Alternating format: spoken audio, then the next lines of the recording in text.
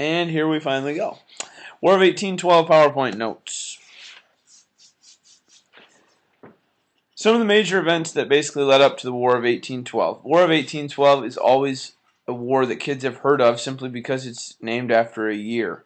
But what students are always unsure of is what's the deal with it. This is going to be a war between the United States and a very familiar foe for us, some country that we've actually battled before and not long ago in the American Revolution, which is going to be the British. The United States shipping was being harassed. You remember last unit when we talked about Jay's Treaty and also when we talked about the XYZ affair, that basically Great Britain and France were basically picking on our shipping, and they were kind of being harassed. Our cargo, which means the supplies on the ships, that was being stolen and taken into other people's hands, so the United States wasn't getting money for the shipping of their goods. And also some of the sailors were being impressed, which doesn't mean that they were impressed with what the British were doing. Instead, it basically means they were being taken prisoner. What Great Britain did is they required licenses for ships that were bound for Europe. A lot of British sailors became naturalized United States citizens, and they deserted British vessels, so they deserted their British ships and joined the American crews. Now, the British became very upset about this, and because of that, the British Navy started to kidnap some of these sailors off American ships and basically forced them to rejoin the British Navy.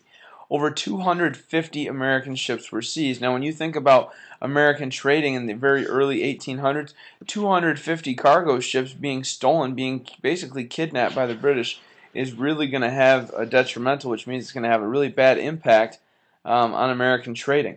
And it means that we're not going to be able to make nearly as much money for our economy if all these ships just keep getting stolen. A lot of you will like this little political cartoon here. You can kind of see how the cargo is being seized, and we'll talk a little bit more about this. Economic diplomacy fails. The Embargo Act of 1807. This was an act put through by the United States government. And basically what the Embargo Act did is it basically stopped all trade with all parts of Europe. So it wasn't just Great Britain and France. The Embargo Act just said that we're not going to trade with anyone over in Europe. An embargo, by the way, this is a great vocabulary term for you guys to know. An embargo is just simply a government ban on trade with other countries. For instance, in the United States today, we actually have a trade embargo with Cuba, which means that the United States and Cuba are not allowed to trade goods. One thing that Cuba is known for are their very famous Cuban cigars. And Cuban cigars are not legal in the United States. And it's actually funny if you ever drive over to Canada. Canada does not have an embargo with Cuba. So it's funny because you literally pull into Canada, across the river from Detroit, and you'll see all these shops for Cuban cigars. And the idea is, well, you can't have them in the United States, but you can have them in Canada. So it's rather interesting to see that dynamic. But again, an embargo is just a government ban on trade. The Embargo Act is going to be very, very unpopular in port cities, especially in the north. So that means it's very unpopular. It's not well liked in a lot of these big northern cities. I'll give you a second to think. Why do you suppose this embargo, this ban on trade, was going to be so unpopular in some of these big northern cities? Think about that for a second. The idea is that these really big cities relied on trade. They relied on a lot of the money from trade to basically boost their businesses and to boost their economy. And so if you're not allowed to trade with Europe, which was a big trade partner, Great Britain, France, and all the other countries over in Europe, that's really going to have a negative impact on the amount of money that they can make. Take a look at this statistic. Before the act, Americans exported, which means they sent out $108 million in goods. After the Embargo Act, there was only $22 million. So you're talking the vast majority of the money that they were making from exporting, trading their goods, the Embargo Act just killed the economy. Other reasons that maybe we want to go to war with Great Britain. One is the Nonintercourse Act of 1809. What this did is it basically forbade trade with just France and Great Britain. Again, the Embargo Act was banning trade with all of Britain, so not just France and Britain, but Spain or Switzerland or Italy or any other countries over in Europe But basically, this just forbids trade with France and Britain with the Non-Intercourse Act, so it's not quite as strict. However, the president could reopen trade when either France or Britain lifted the restrictions. Again, both France and Britain, we talked about this with Jay's Treaty, we talked about this with the XYZ affair, both were kind of harassing United States shipping. So the Non-Intercourse Act basically replaces the Embargo Act and allows the United States to trade with all nations except France and Britain. Warhawks. I just think this is an incredibly cool name.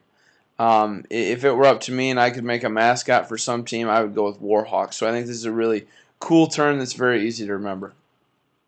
A warhawk is basically a Southern congressman who favored war against Great Britain, even though it hurt the East, or even though it hurt people in the Northeast, to be specific.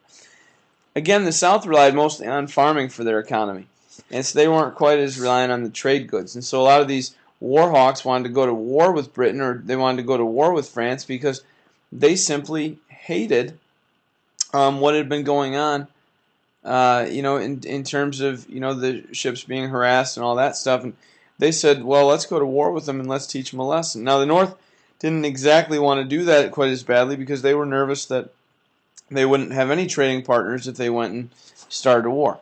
So these warhawks wanted war because of the abduction, the impressment of these American sailors. They were very outraged by this and by the stealing of the goods as well. All of this happens right toward the end of Thomas Jefferson's presidency, and basically also comes into its own as James Madison becomes president. This is James Madison right here. Thomas Jefferson follows the precedent set by George Washington, and he serves only 2 terms as a United States president. Of course, we've talked about his role in Louisiana Purchase and sending Lewis and Clark out to explore the West. But James Madison was actually Jefferson's Secretary of State, so he was a part of Madison here was a part of Jefferson's cabinet. He'd kind of helped lead the expansion out west as well, which we definitely heard about when we read the skit. And he was considered basically to be one of the most important figures in the United States because he's known as the father of the Constitution. James Madison writes the majority of the Constitution, and that's kind of one of the reasons he becomes our 4th president. He has a lot of experience. He basically writes the Constitution, and so he did eventually become president. Just a little fun fact for you: he's our shortest president ever at 5'4". If you're curious who our tallest president ever is, you're probably going to be right in your guess, because if your guess is Abraham Lincoln, that's true. Abraham Lincoln about 6'5", 6'6". James Madison only about 5'4". So I call him Shorty sometimes, Shorty Madison, because he just wasn't a very big human being, to say the least. Some of the benefits of going to war with Great Britain, and there were a lot of reasons that some people wanted to, and as we'll discuss in the next slide, there were also a lot of reasons why people didn't want to go to war with Great Britain. First reason you should write down is that we wanted to allow the reopening of trade. The idea was that if we could go to war with Great Britain, then what would happen is we could basically reopen the trade with them. So if we defeated them in war and we basically made them mind and made them not interfere with our shipping and interfere with our trading, then we would be able to retrade our goods and we'd be able to increase our economy. Another thing is this sense of national pride. Believe it or not, every time the United States goes to war, there is a huge influx in national pride. I think I've used the example in class before of after September 11th, 2001, even though it was such a terrible terrorist attack, the United States in some ways grew a lot closer because people really got this huge swell of pride. They really loved being part of their country, and so some people wanted to go to war, just to have a sense of pride in the United States and to bring people together. Again, the issue, like the Warhawks wanted, they wanted to get rid of this basically stealing of American ships and this abduction or this impressment, this kidnapping of American sailors, and so there are a lot of people that were upset about that. Last but not least, and this is going to sound crazy to some of you, although some of you would probably argue you would like this even today, Canada. At this point in time, Canada was controlled partially by the British. The United States literally figured, well, if we go take over Canada, then they'll want to join us in a fight against Great Britain. And as we'll talk about tomorrow, this plan isn't exactly a good one, but The United States really believed that if they could take over the nation of Canada, if they could invade Canada and force the British to basically have to fight for Canada, that would be a really good way to get what they wanted and to get these cargo ships to not be harassed and to not be having their goods stolen. But kind of an interesting concept there, to say the least. They want to go to war.